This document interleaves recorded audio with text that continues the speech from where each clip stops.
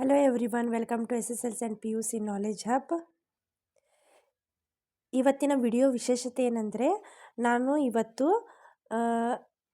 Question bank ಏನು introduce ಮಾಡಿದ್ರಲ್ಲ SSLC question bank ಬೋರ್ಡ್ನವರು introduce ಮಾಡಿದ ಕ್ವಶನ್ ಬ್ಯಾಂಕ್ನಿಂದ ನಾನು SSLC ಸೈನ್ಸ್ ಫಸ್ಟ್ ಲೆಸನನ್ನು ಚೂಸ್ ಮಾಡಿದ್ದೀನಿ. ಇವತ್ತು ನಾನು ಸೈನ್ಸ್ ಫಸ್ಟ್ ಲೆಸನದು ಕ್ವಶನ್ಸನ್ನು ಯಾವ ರೀತಿ ಕ್ವಶನ್ಸ್ ಯಾವ ಲೆಸನ್ದಿಂದ ಯಾವ ಕ್ವಶನ್ಸ್ಗಳನ್ನು ಕೇಳಿದ್ದಾರೆ ಅನ್ನೋದನ್ನು ಈ ವಿಡಿಯೋದಲ್ಲಿ ಹೇಳ್ತೀನಿ. ವಿಡಿಯೋವನ್ನು ಪೂರ್ತಿಯಾಗಿ ನೋಡಿ, ಹೌದಾ? ಕ್ವಶನ್ಸನ್ನು ನಾನು ಇವತ್ತು ಹೇಳ್ತೀನಿ. ನೀವು ಏನಾದರೂ ಡೌಟ್ ಇದ್ದರೆ ಕಮೆಂಟ್ ಬಾಕ್ಸ್ನಲ್ಲಿ ಕಮೆಂಟ್ ಮಾಡ್ಬೋದು. ಇಷ್ಟವಾದರೆ ದಯಮಾಡಿ ಲೈಕ್ ಮಾಡಿ, ಶೇರ್ ಮಾಡಿ ಮತ್ತು ಸಬ್ಸ್ಕ್ರೈಬ್ ಮಾಡಿ ಅಂತ ಹೇಳ್ತಾ ವಿಡಿಯೋವನ್ನು ನಾನೇನು ಮಾಡ್ತಾಯಿದ್ದೀನಿ, ಇಲ್ಲಿ ಸ್ಟಾರ್ಟ್ ಮಾಡ್ತಾಯಿದ್ದೀನಿ.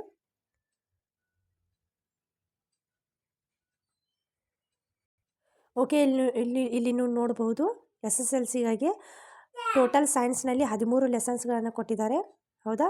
ರಾಸಾಯನಿಕ ಕ್ರಿಯೆಗಳು, ಸಮೀಕರಣಗಳು, ಪ್ರಶ್ನೆಗಳು ಮತ್ತು ಉತ್ತರಗಳ ಪೇಜ್ ನಂಬರನ್ನು ಕೂಡ ಕ್ವಶನ್ ಬ್ಯಾಂಕ್ನಲ್ಲಿ ನೀವು ಈ ಪೇಜ್ ನಂಬರನ್ನು ಓಪನ್ ಮಾಡಿದ್ರಪ್ಪ ಅಂತಂದರೆ ಯು ಗೆಟ್ ಇಟ್ ಆನ್ಸರ್. ಈ ಪಾಠದ್ದು ಆನ್ಸರನ್ನು ನೀವಲ್ಲಿ ಕಾಣ್ತೀರಿ, ಹೌದಾ? ನಿಮ್ಗೆ ಆಲ್ರೆಡಿ ನಾನು ಹೇಳಿದ್ದೀನಿ ಕ್ವಶನ್ ಬ್ಯಾಂಕ್ನಲ್ಲಿ ಎಲ್ಲ ಲ್ಯಾಂಗ್ವೇಜ್ಗಳಲ್ಲಿ ಇದೆ. ಇಂಗ್ಲೀಷ್ದವ್ರಿಗೂ ಬೇರೆ ಮಾದರಿಯಲ್ಲಿ ಇದೆ. ಯಾರು ಕನ್ನಡ ಮೀಡಿಯಮ್ ಇದ್ದೀರಿ ಅವ್ರಿಗೆ ಕ್ವಶನ್ ಬ್ಯಾಂಕ್ ಬೇರೆ ಇದೆ, ಹೌದಾ? ಟೋಟಲ್ 8450 ಕ್ವಶನ್ಸ್ಗಳನ್ನ ಅವ್ರು ಕೊಟ್ಟಿದ್ದಾರೆ for examination, SSLC examination purpose. ಅದರಲ್ಲಿ ಫಸ್ಟ್ ಈ ಲೆಸನ್ 13 ಲೆಸನ್ಗಳು ವಿಜ್ಞಾನದ ವಿಭಾಗದಿಂದ ಕನ್ನಡ ಮೀಡಿಯಂ ವಿದ್ಯಾರ್ಥಿಗಳಿಗಾಗಿ. ಆಮ್ಲ ಪ್ರತ್ಯಾಮ್ಲಗಳು, ಲವಣಗಳು ಇರ್ಬೋದು, ಜೀವಕ್ರಿಯೆಗಳು, ನಿಯಂತ್ರಣ, ಸಹಭಾಗಿತ್ವ, ವಿದ್ಯುತ್ ಶಕ್ತಿ, ಈ ರೀತಿಯಾಗಿ 13 ಲೆಸನ್ಸ್ಗಳನ್ನ ಇಲ್ಲಿ ಕೊಟ್ಟಿದ್ದಾರೆ. ಇದರಲ್ಲಿ ನಾನು ಇವತ್ತು ನಿಮಗೆ ತಂದಿರುವಂಥದ್ದು ಲೆಸನ್ ನಂಬರ್ 1, ಅಧ್ಯಾಯ 1, ರಾಸಾಯನಿಕ ಕ್ರಿಯೆಗಳು ಮತ್ತು ಸಮೀಕರಣಗಳು ಅಂತ. ಇದು ಕೆಮಿಸ್ಟ್ರಿಗೆ ಬಿಲಾಂಗ್ ಮಾಡುವಂಥ ಲೆಸನ್ನು. ಒಂದು ಸ್ವಲ್ಪ ಲಿಟಲ್ ಬಿಟ್ ಡಿಫಿಕಲ್ಟ್ ಇದೆ, but examination purpose very important. ಇದು ಫಸ್ಟ್ ಇಯರ್ಗೆ ಇಂಪಾರ್ಟೆಂಟ್ ಆಗಿರುತ್ತದೆ. ನಿಮ್ಮ PU ಲೆವೆಲ್ಗೆ ಯಾರು ಸೈನ್ಸನ್ನು ನೀವು ಜಾಯ್ನ್ ಆಗ್ತಿರಲ್ಲ ಆವಾಗೂ ಕೂಡ ಭಾಳಷ್ಟು ಇಂಪಾರ್ಟೆಂಟ್ ಲೆಸನ್ ಇದು, ರಾಸಾಯನಿಕ ಕ್ರಿಯೆಗಳು ಮತ್ತು ಸಮೀಕರಣಗಳು. So that's why very important lesson. ಈ ಲೆಸನ್ನದ ನಾನು ಪ್ರಶ್ನೆಗಳನ್ನ ಇಲ್ಲಿ ಕೊಡ್ತಾ ಇದ್ದೀನಿ. ಆನ್ಸರ್ಸನ್ನು ನಾನು ಡಿಸ್ಕ್ಲೋಸ್ ಮಾಡೋಂಗಿಲ್ಲ. ನೀವೇನು ಮಾಡಬೇಕು, ಯಾರು ಮಕ್ಕಳು ನೋಡ್ತಾ ಇದ್ದೀರಾ, ಯಾರು ಮಕ್ಕಳು ನೋಡ್ತಾ ಇದ್ದೀರಾ, SSLC ವಿದ್ಯಾರ್ಥಿಗಳು ಯಾರಿದ್ದೀರಾ ಅವ್ರು ಏನು ಮಾಡಬೇಕಪ್ಪ ಅಂತಂದರೆ ಈ ಕ್ವಶನ್ಸ್ಗಳನ್ನು ನೀವೇನು ಮಾಡ್ಕೋಬೇಕು, ನೀವು ಬೇಕಾದರೆ ಡೈರೆಕ್ಟ್ ವೆಬ್ಸೈಟ್ನಲ್ಲಿ ಹೋಗಿನೂ ನೀವು ಕ್ವಶನ್ಸ್ಗಳನ್ನ ನೋಡ್ಕೋಬಹುದು. ಅದರ್ವೈಸ್ ನಾ ಇಲ್ಲಿ ಕೊಟ್ಟಿರುವಂಥ ಕ್ವಶನ್ಸ್ಗಳನ್ನ ನೀವೇನು ಮಾಡಬೇಕು, ಆನ್ಸರನ್ನು ನೀವು ನೋಟ್ ಡೌನ್ ಮಾಡ್ಕೋಬೇಕು. ಯಾರು ನೋಟ್ ಡೌನ್ ಮಾಡ್ಕೊಂಡ್ರೆ ಕಮೆಂಟ್ ಬಾಕ್ಸ್ನಲ್ಲಿ ಕಮೆಂಟ್ ಮಾಡಿ, ಹೌದಾ? ಯಾರಿಗೆ ಆನ್ಸರ್ಸ್ಗಳು ಬೇಕು ಅನ್ನೋದಾದ್ರೂ ಕೂಡ ನನಗೆ ಕಮೆಂಟ್ ಮಾಡಿ. ನಾನು ಮುಂದಿನ ವಿಡಿಯೋದಲ್ಲಿ ಇದರ ಆನ್ಸರ್ಸ್ಗಳನ್ನ ನಾನು ವಿಡಿಯೋವನ್ನು ಮಾಡ್ತೀನಿ, ಹೌದಾ? So this is a lesson number 1, ರಾಸಾಯನಿಕ ಕ್ರಿಯೆಗಳು ಮತ್ತು ಸಮೀಕರಣಗಳು, ಹೌದಾ? ಆಲ್ರೆಡಿ ನೀವು ಲೆಸನ್ ಇದು ಕಂಪ್ಲೀಟ್ ಆಗಿರ್ಬೋದು, ಆಗಿರ್ತದೆ, ಹೌದಾ? ಸುಲಭ, ಸಾಧಾರಣ ಮತ್ತು ಕಠಿಣತೆ ಮಟ್ಟ 3 ಮಟ್ಟದಲ್ಲಿರ್ತದೆ. ಯಾವತ್ತು ಕ್ವಶನ್ ರೇಸ್ ಆಗಬೇಕಾದ್ರೆ ಒಂದು ಸುಲಭವಾಗಿರ್ತದೆ, ಇನ್ನೊಂದು ಸಾಧಾರಣ ಮಟ್ಟದಲ್ಲಿ ಇರುತ್ತೆ, ಇನ್ನೊಂದು ಕಠಿಣವಾಗಿರ್ತದೆ. 20 ಪ್ರಶ್ನೆಗಳು ಸುಲಭ ಮಾದರಿಯಲ್ಲಿ ಬರ್ತಾವೆ ಈ ಪಾಠದಿಂದ, ಹೌದಾ? ಅಂಕಗಳು 32 ಅಂತ ಹೇಳ್ತಾರೆ, ಹೌದಾ?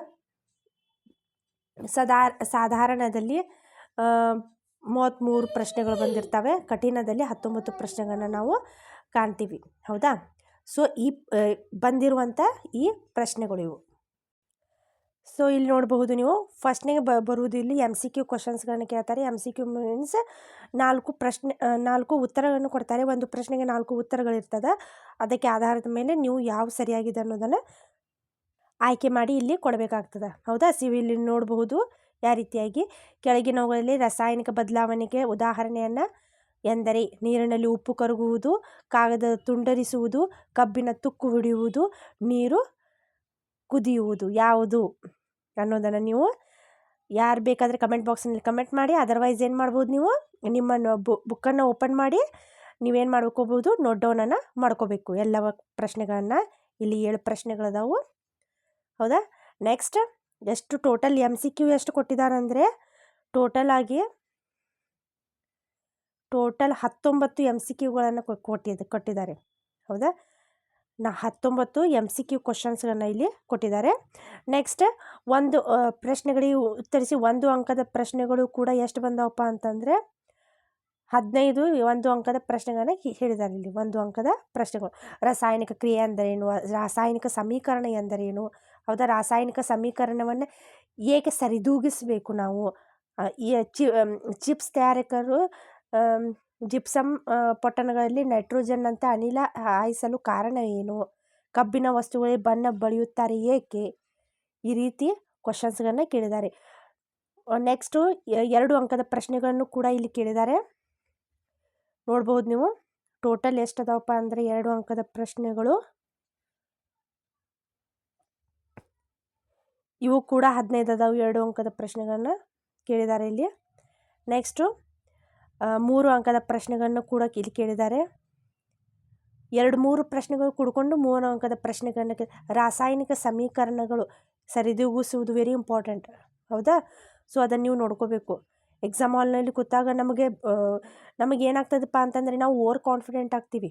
ನಾವು ವಿದ್ಯಾರ್ಥಿಗಳು ನಾವು ಮನೋಭಾವನೆಯನ್ನು ನೋಡಬೇಕಾದ್ರೆ ನಾವೇನಾಗ್ತೀವಿ, ಒಂದು ಸಲ ರೀಡ್ ಮಾಡಿದ ತಕ್ಷಣ ನಮ್ಗೆ ಏನಿಸ್ತೈತೆ, ಇದೇನು ಈಸಿ ಅದ ನಾವು ಮಾಡಬಹುದು ಅಂತ ನಮಗೇನಾಗ್ತೈತಿ, ಕಾನ್ಫಿಡೆಂಟ್ ಬೆಳೀತಾ ಹೋಗಿ ಓವರ್ ಕಾನ್ಫಿಡೆಂಟ್ ಆಗಬಾರ್ದು. ಯಾವತ್ತೂ ಓವರ್ ಕಾನ್ಫಿಡೆಂಟ್ ಆಯ್ತಾ ಅಂದ ತಕ್ಷಣ ನಮಗೇನಾಗ್ತೈತಪ್ಪ ಅಂತಂದ್ರೆ ಅಲ್ಲಿ ಎಕ್ಸಾಮ್ ಹಾಲ್ನಲ್ಲಿ ಕೂತಾಗ ಕ್ವಶನ್ ಪೇಪರ್ ನೋಡಿದ ತಕ್ಷಣ ಇದ್ದಿದ್ದು ಎಲ್ಲವೂ ಕೂಡ ನೆನಪು ಹಾರಿಬಿಡ್ತದೆ.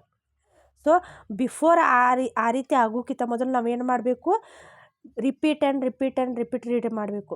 ಏನು ಓದ್ತೀರಿ, ಓದೋದು ಇಂಪಾರ್ಟೆಂಟ್ ಅಲ್ಲ. ನೀವು 5 ಸಲ ಓದ್ಬೋದು, ಓದಿದ್ದನ್ನು ಬರೆಯೋದು ವೆರಿ ಇಂಪಾರ್ಟೆಂಟ್, ಹೌದಾ. ಏನು ಓದಿರ್ತೀರಿ ಅದನ್ನು ನೀವು ಬರೆದು ತೆಗಿಬೇಕು. ಈ ರೀತಿ ಕ್ವಶನ್ಸ್ಗಳನ್ನ ಸಾಲ್ವ್ ಮಾಡಬೇಕು, ಹೌದಾ. ಕ್ವಶನ್ ಪೇಪರ್ ಸಾಲ್ವ್ ಮಾಡಿದ್ರಪ್ಪ ಅಂತಂದರೆ ಅದು ನಿಮ್ಮ ಮುಂದೆ ಯಾವುದೇ ಎಕ್ಸಾಮ್ ಆಗಿರಲಿ, ಆ ಎಕ್ಸಾಮ್ಗೆ ಏನಾಗ್ತದೆ, ಒಂದು ಈಸಿಯಾಗಿ ನಮ್ಗೆ ಎಕ್ಸಾಮ್ ಸಾಲ್ವ್ ಮಾಡಲಿಕ್ಕೆ, ಈಸಿಯಾಗಿ ನಮಗೆ ನೆನಪಿಡಲಿಕ್ಕೆ ಈಸಿ ಆಗ್ತದೆ. ಸೊ ಅಂಥದ್ದನ್ನು ನಾವು ಇವಾಗಿನಿಂದನೇ ಬೆಳೆಸ್ಕೋಬೇಕು, ಹೌದಾ. ಸೊ ನೀವು ಅಂತಿರ್ಬೋದು, ಕೆಲವೊಂದು ವಿದ್ಯಾರ್ಥಿಗಳು ಹೇಳ್ತಿರ್ತಾರೆ ಏನಪ್ಪ ಅಂತಂದರೆ 2-3 ಚಾನ್ಸ್ ಇದೆ, ನಾವು ಏನು ಅಂಜೋ ಹಾಗಿಲ್ಲ ಅಂತ. ಬಟ್ 1ನೇ ಅಟೆಂಪ್ಟ್ನಲ್ಲಿನೇ ಯಾರು ಕ್ಲಿಯರ್ ಆಗ್ತೀರಾ, ಹೌದಾ. ಸೊ ಅವರೇ ಗ್ರೇಟ್. ಯಾಕಪ್ಪ ಅಂತಂದರೆ ಸೆಕೆಂಡ್ ಅಟೆಂಪ್ಟ್, ಥರ್ಡ್ ಅಟೆಂಪ್ಟು ಅದಷ್ಟು ವ್ಯಾಲ್ಯೂ ಆ್ಯಡ್ ಮಾಡೋಂಗಿಲ್ಲ. ಅದು ಸೆಕೆಂಡ್ ಅಟೆಂಪ್ಟ್, ಥರ್ಡ್ ಅಟೆಂಪ್ಟ್ ಇದ್ದಿದ್ದು. ಸೊ ಫಸ್ಟ್ ಅಟೆಂಪ್ಟಿಗೆ ನಾವೇನಾಗಬೇಕು, ಕ್ಲಿಯರ್ ಆಗಬೇಕು, ಹೌದಾ. ಸೊ ಅಂಥದ್ದನ್ನು ನಾವು ಬೆಳೆಸ್ಕೋಬೇಕಾಗ್ತದೆ. ನೀವು ನೋಡ್ಕೋಬಹುದು, ಈ ರೀತಿಯಾಗಿ ಕ್ವಶನ್ಸ್ಗಳನ್ನ ಕೇಳಿದ್ದಾರೆ. 4 ಅಂಕದ ಪ್ರಶ್ನೆಗಳು ಕೂಡ ಇಲ್ಲಿದ್ದಾವೆ. ಸೀಸದ ನೈಟ್ರೇಟ್ ದ್ರಾವಣಕ್ಕೆ ಪೊಟ್ಯಾಷಿಯಂ ಅಯೋಡೈಡ್ ದ್ರಾವಣವನ್ನು ಮಿಶ್ರಣ ಮಾಡಿದಾಗ ಉಂಟಾಗುವ ರಾಸಾಯನಿಕ ಕ್ರಿಯೆಗೆ ಸಂಬಂಧಿಸಿದ ಕೊಟ್ಟಿರೋ ಪ್ರಶ್ನೆಗಳನ್ನ ಉತ್ತರಿಸಿ. ನೋಡಿರಿ, ಇಲ್ಲಿ ಸಮೀಕರಣ ಸರಿದೂಗಿಸುವುದನ್ನು ಹೇಳಬೇಕಂತ ಹೇಳ್ತಾರೆ. ಪ್ರಕ್ಷೇಪವನ್ನು ಹೆಸರಿಸಿ ಅಂತ ಕೇಳ್ತಾರೆ. ಪ್ರಕ್ಷೇಪದ ಬಣ್ಣವನ್ನು ತಿಳಿಸಿರಿ ಅಂತ ಹೇಳ್ತಾರೆ. ಯಾವ ವಿಧದ ರಾಸಾಯನಿಕ ಕ್ರಿಯೆ ತಿಳಿಸಿರಿ ಅಂತ ಹೇಳ್ತಾರೆ. ಇದು 1 ಅಂಕದ ಪ್ರಶ್ನೆಗಳು 4 ಕೇಳ್ತಾರೆ. ಅದೆಲ್ಲ ಕೂಡ್ಕೊಂಡು 4 ಅಂಕದ ಒಂದು ಪ್ರಶ್ನೆ ಆಗ್ತದೆ. ನೆಕ್ಸ್ಟ್ ಕಾರಣ ಕೊಡಿ, ವೆರಿ ಇಂಪಾರ್ಟೆಂಟ್. ಕಾರಣ ಕೊಡಿ. ತಾಮ್ರದಿಂದ ಮಾಡಿದ ವಸ್ತುಗಳು ಗಾಳಿಗೆ ತೆರೆದಿಟ್ಟಾಗ ತಮ್ಮ ಹೊಳಪನ್ನು ಕಳೆದುಕೊಳ್ತವೆ, ಯಾಕೆ, ಕಾರಣವನ್ನು ನೀಡಬೇಕಲ್ಲಿ. ತಾಮ್ರದ ಸಲ್ಫೇಟ್ ದ್ರಾವಣದಲ್ಲಿ ಇರಿಸಿದ ಕಬ್ಬಿಣದ ಮೊಳೆಯು ನಿಧಾನವಾಗಿ ಕಂದು ಬಣ್ಣಕ್ಕೆ ತಿರುಗುತ್ತದೆ, ಏಕೆ, ಕಾರಣವನ್ನು ನೀಡಬೇಕಾಗ್ತದೆ. ಈ ರೀತಿ ನಾವು ಪ್ರಶ್ನೆಗಳನ್ನ ಇಲ್ಲಿ ನಾವು ಕಾಣ್ತೀವಿ, ಹೌದಾ.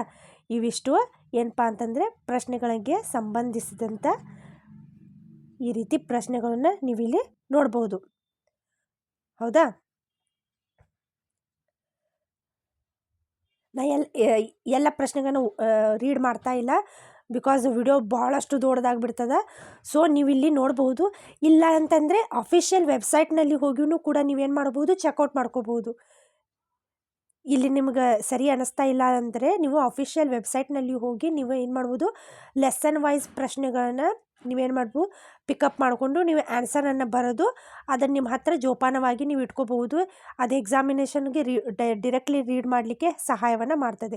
ನೀವು ಯಾವುದು ಕೋಚಿಂಗ್ ಸೆಂಟರ್ದು ಏನದು ನೋಟ್ಸು ಪಾಯಿಂಟ್ಸು ರೀಡ್ ಮಾಡುವ ಅವಶ್ಯಕತೆ ಏನೇ ಇಲ್ಲ. ಸೊ ಇವೇನು ಕ್ವಶನ್ಸನ್ನು ಕೊಟ್ಟಿದ್ದಾರೆ, ಇವೇ ಕ್ವಶನ್ಸನ್ನು ನೋಟ್ಸ್ ಅಂತ ತಿಳ್ಕೊಬೇಕು. ಇವೇ ಕ್ವಶನ್ಸನ್ನು ನೀವೇನು ಮಾಡಬೇಕು, ಆನ್ಸರನ್ನು ರಿಪೀಟ್ ರೀಡ್ ಮಾಡಿದರೆ ದ್ಯಾಟ್ಸ್ ಸಫಿಷಿಯಂಟ್. ಓಕೆ, ಇಷ್ಟು ಸಫಿಷಿಯಂಟ್ ಆಗ್ತದೆ ನೀವು ಎಕ್ಸಾಮಿನೇಷನ್ಗೆ ಔಟ್ ಮಾರ್ಕ್ಸ್ ತೊಗೊಲಿಕ್ಕೆ, ಹೌದಾ.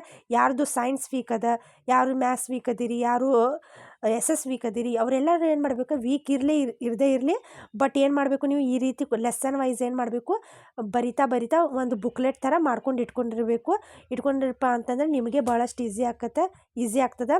ಸೊ ಅದನ್ನು ಜೆರಾಕ್ಸ್ ಹೊಡಿಸ್ಲಿಕ್ಕೆ ಸಾಧ್ಯನೇ ಇಲ್ಲ, ಯಾಕಂದರೆ ಇಷ್ಟು ಭಾಳಷ್ಟು ಲೆಂದಿ ಇದೆ ಅದು. ನೀವು ಜೆರಾಕ್ಸ್ ಹೊಡಿಸ್ತೀರ ಅಂದರೆ ಅಮೌಂಟ್ ಭಾಳಷ್ಟು ಆಗ್ತದೆ. ಸೊ ಬಿಫೋರ್ ನೀವೇನು ಮಾಡಬೇಕಪ್ಪ ಅಂದರೆ ಈ ಕ್ವಶನ್ಸ್ಗಳನ್ನ ನೀವೇನು ಮಾಡಬೇಕು, ಬರೆದು ತೆಗಿಬೇಕು. ಪೇಪರ್ಸ್ನಲ್ಲಿ, ರೋಲ್ ಪೇಪರ್ಸ್ನಲ್ಲಿ ಬರೆದು ತೆಗೆಯೋದ್ರಿಂದ ನಿಮಗೂ ಕೂಡ ಏನಾಗ್ತದೆ, ಏನು ಬರೆದಿರ್ತೀರಿ ಅದು ಭಾಳಷ್ಟು ದಿನಗಳವರೆಗೆ ನಿಮ್ಮ ಮೈಂಡ್ನಲ್ಲಿ ಉಳಿತದೆ. ಎಕ್ಸಾಮ್ ಹಾಲ್ನಲ್ಲಿ ಕೂತಾಗ ಈಸಿಲಿ ನಿಮಗೆ ನೆನಪಾಗ್ತದೆ. ಸೊ ಅಂಥ ರೂಢಿಯನ್ನು ನೀವು ಇಟ್ಕೋಬೇಕಾಗ್ತದೆ. ವಿಡಿಯೋ ನಂದು ಒಂದು ಸ್ವಲ್ಪ ಲೆಂದಿ ಆಯಿತು.